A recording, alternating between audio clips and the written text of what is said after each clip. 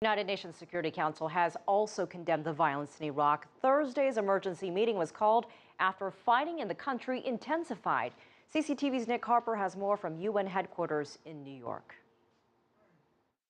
It was a hastily arranged meeting of the United Nations Security Council to discuss the unraveling situation in Iraq, as rebels from the Islamic State in Iraq and Syria, or ISIS, move further south.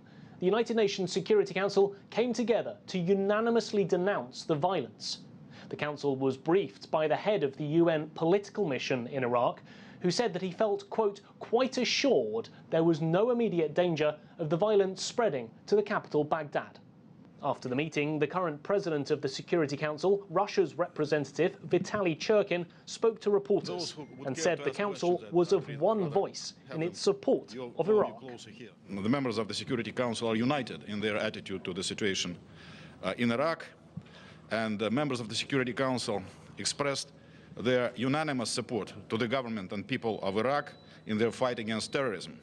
Meanwhile, the UN Secretary-General Ban Ki-moon has urged the international community to be, quote, united in showing strong commitment to solidarity.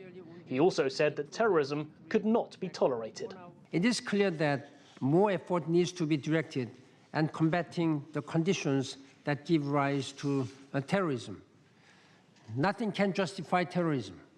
Churkin said the Security Council urged Iraq and the international community to give its full support to the UN mission there.